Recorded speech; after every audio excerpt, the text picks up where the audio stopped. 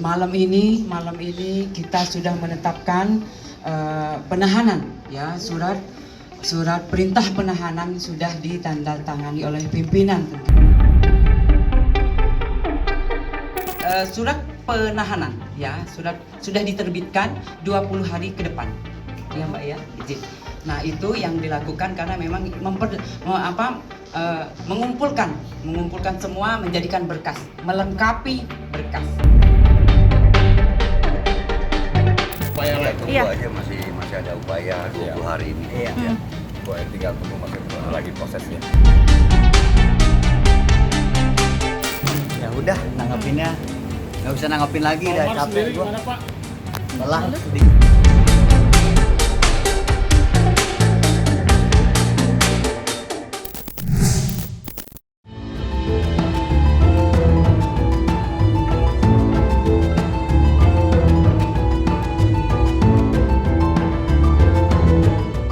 Kisah drama perseteruan antara Nikita Mirzani dan Fadel Bajideh akhirnya memasuki babak yang baru.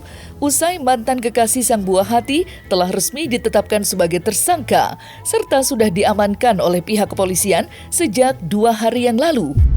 Dan lewat Kasih Humas serta Kanit PPA, pihak Polres Metro Jakarta Selatan pun telah melakukan rilis terkait penahanan Fadel Bajideh pada tanggal 14 Februari 2025 kemarin. Di mana sesuai peraturan undang-undang, Fadel Bajideh akan meringkuk di balik jeruji besi Rutan Polres Metro Jakarta Selatan selama 20 hari ke depan. Sontak saja, kabar itu berhasil membuat tangis Nikita pecah seketika. Lantas, seperti apa reaksi keluarga Fadel Bajideh terkait rilis kemarin malam? Ya udah, nanggepinnya nggak bisa nanggepin lagi, udah capek gua. Lelah. Upaya lah, Tunggu aja masih ada upaya 20 hari ini. Iya. Tinggal tunggu masih lagi prosesnya. Alhamdulillah sehat semuanya. Si Fadel juga sehat. Ya udah, kita lihat aja kan 20 hari ke depan kita masih ada upaya, kata Papa juga. Itu aja. Malam ini kita sudah menetapkan penahanan, ya, surat perintah penahanan sudah ditandatangani oleh pimpinan tentu. Kemudian dasar-dasar yang menjadi acuan kita yaitu dasar laporan polisi nomor LPB 2811 Romawi 11 2024 Polres Metro Jakarta Selatan pada tanggal 12 September 2024. Kemudian waktu kejadian sejak bulan Januari 2024 sampai dengan diamankan anak korban di rumah aman. Anak korban yang berinisial LM, perempuan 17 tahun. Lanjut, kemudian kemarin sudah ditetapkan menjadi tersangka berinisial VAB, laki-laki berumur 20 tahun. Untuk modus operandinya yaitu adalah relasi kuasa dan tipu daya. Kemudian barang buktinya yang sudah kami amankan yaitu adalah hasil pemeriksaan visum, kemudian keterangan saksi ahli, kemudian handphone milik saksi. Lalu tindakan yang sudah kami lakukan antara lain adalah melakukan pemeriksaan terhadap korban, kemudian pemeriksaan saksi dan saksi ahli, kemudian pemeriksaan terhadap tersangka, penyitaan terhadap barang bukti.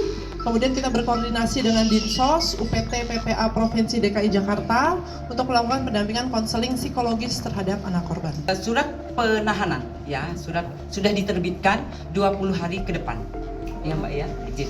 Nah, itu yang dilakukan karena memang mengumpulkan semua, menjadikan berkas, melengkapi berkas. Tapi satu yang saya beritahu Fadel, kalau keterangan besok berbeda dari Loli, itu akan sangat berbahaya buat kamu. Nah, Loli memberikan keterangan yang berbeda. Terus saya mau buat apa? Bang, kenapa itu Karena bisa, itu Bang? anak di bawah umur, saya tidak tahu. Berarti dia sudah membuka hal yang berbeda. Pertanyaannya, apakah ini dapat kita terima atau tidak seutuhnya? Kenapa dia berubah? Nanti kita lihat di proses persidangan. Fadel selama ini memberi keterangan tidak pernah sesuai yang dituduhkan. Ya. Dan itu juga lah keterangan Loli. Nah, ketika Loli bercerita kepada saya pun mengatakan tidak ada yang namanya hamil, yang namanya hubungan badan. Nah, mungkin dia memberi keterangan di sana, mungkin ya berbeda sehingga penyidik melihat bahwa ini adalah fakta. Nah, memang pertanyaan dari awal sudah saya lihat tadi memang mengkerucut kepada hal-hal yang menurut saya sangat sensitif. Maka saya tadi sebelum saya beritahu dia tersangka dan dia ditahan, saya tanya di depan keluarganya. Saya bilang, kamu bicara yang jujur, ada tidak? Dia jawab tidak. Lah, kalau memang tidak, ya sudah. Kalau Loli mengatakan misalnya ada, ya kita uji di sana. Kan itu saja pembuktian. Abang bukan bahagia ya, tapi kan memang harus tersangka karena kan memang sudah jelas alat bukti dari saksi itu bukan 1-2 orang loh. Saksi itu kurang lebih ada sekitar 14 orang. Ya kan? Dan semuanya memang memberikan kesaksian dengan sejujur-jujurnya. Cuman kan kemarin kendalanya hanya mengulur waktu saja, ya kan, diperlambat. Terus ada juga beberapa kalender yang hari libur dan lain-lain. Penahanan 20 hari itu kan bukan ditahan 20 hari lalu lepas ya. Itu kan proses nanti berjalan ketika nanti, karena kan gue pernah berurusan dengan hukum ya. Jadi ketika nanti misalkan dokumennya belum lengkap, ya nanti bisa diperpanjang untuk 40 hari ke depan.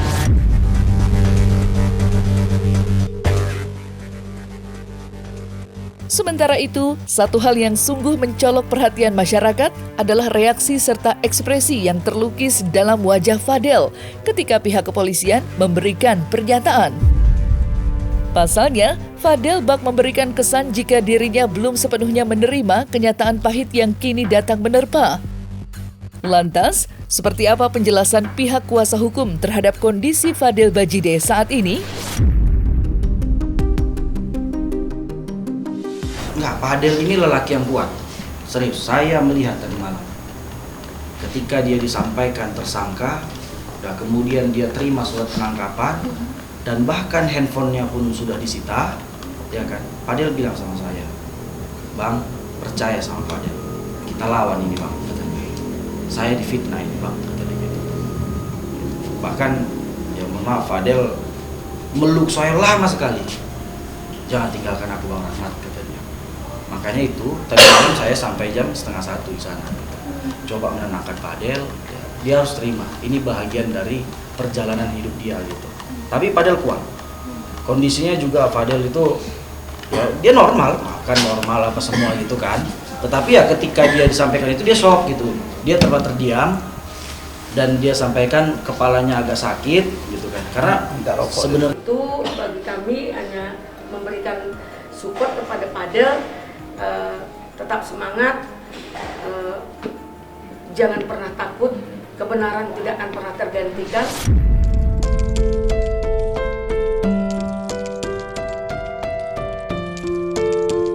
Di sisi lain, Nikita Mirzani selaku ibunda Laura Mezani belum lama ini kembali buka suara dan menguak sederet cerita baru terkait dugaan perilaku kurang menyenangkan yang dilakukan pihak keluarga Fadel Bajide.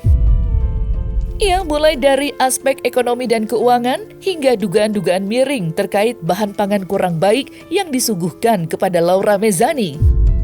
Menurut Nikita, hingga kini diduga masih banyak cerita-cerita tersembunyi lain yang tidak hanya menggemparkan, tetapi juga membuat air matanya bercucuran tak terkira. Lantas mungkinkah Nikita Mirzani akan melayangkan laporan polisi baru? Sebetulnya setelah ini pun akan ada laporan lain lagi untuk Kang Semir, karena memang dari pengakuannya Laura sendiri yang dibantu oleh Bude dan Pak D yang sudah saya anggap seperti ibu dan bapak saya, dengar ceritanya pengakuan Laura yang saya juga dengar bahwasannya bukan hanya soal yang saya laporkan, tapi ada juga kekerasan, ada juga. Gue kalau ngomongin itu tuh gue mau nangis gitu, karena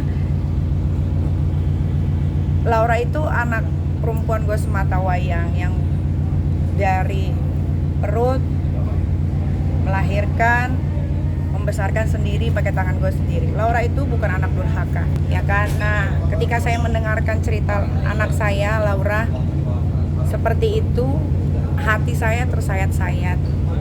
Ternyata dia untuk makan saja harus nunggu transferan dari keluarganya Kang Semir, karena segala apapun penghasilannya Laura dari endorse dan lain-lain itu masuk ke rekeningnya Martin.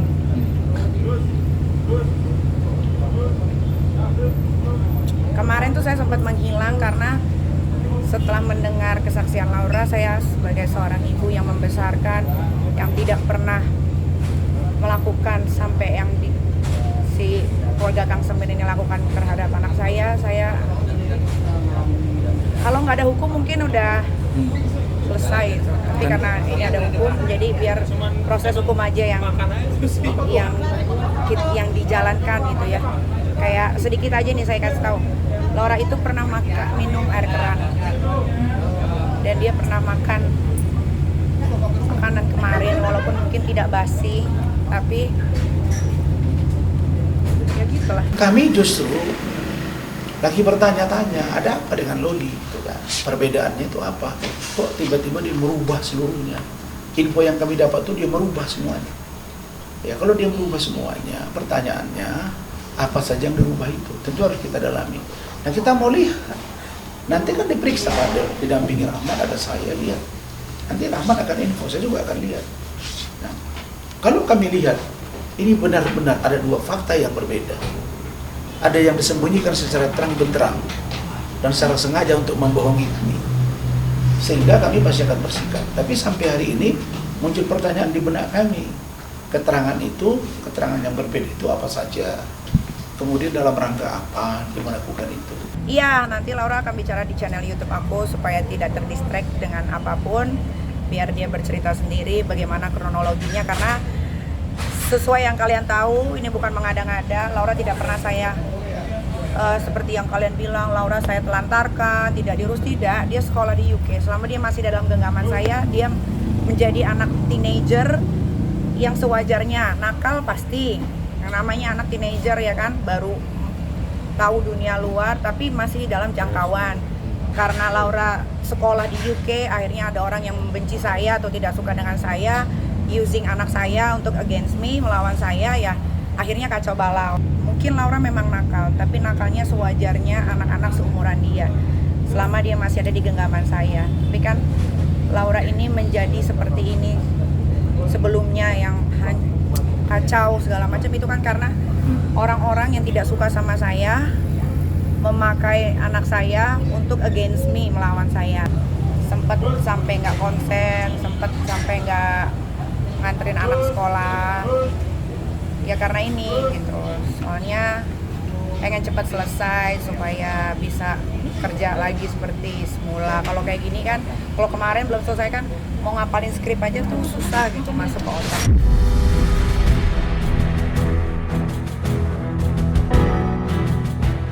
Terlepas terciptanya huru-hara imbas dari kemelut hukum yang ada di depan mata, tak dapat dipungkiri pula jika hal itu menjadi awal yang baru pada kisah perjalanan hidup Laura Mezzani.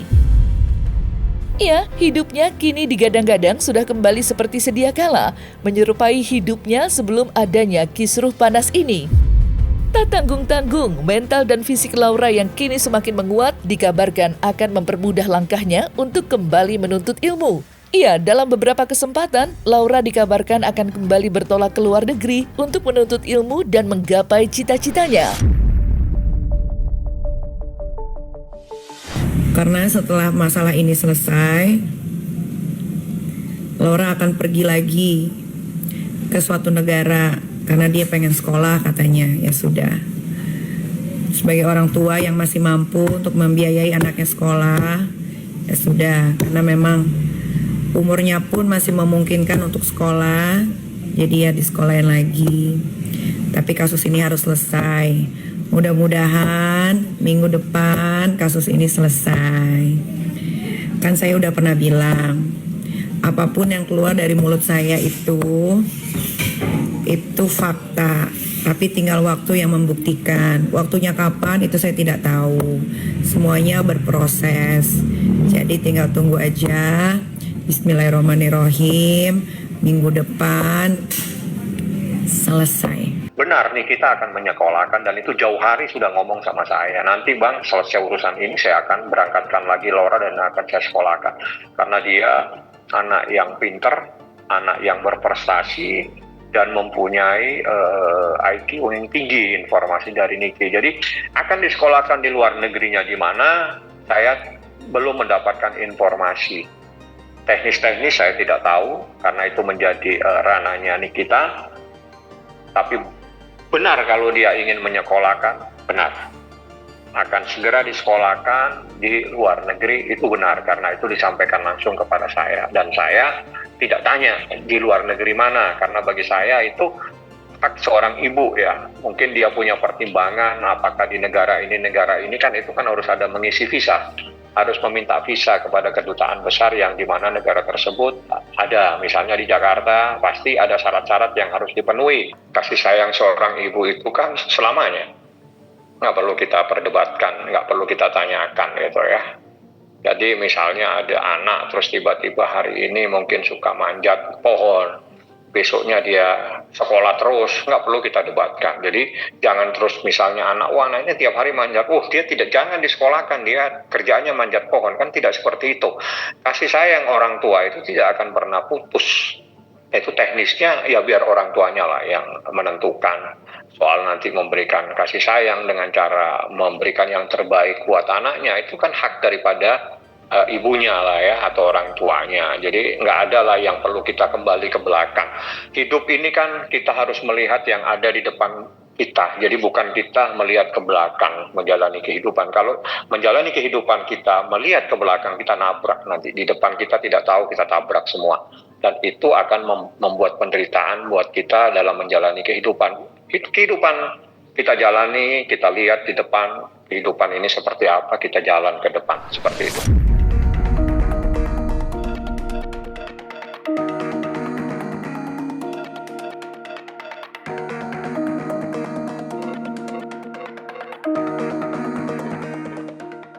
Nah, selesai sudah Cumi Lovers. Saksikan terus Cumi Camp In Depth, kabar lengkap, mendalam, dan akurat dari narasumber terpercaya.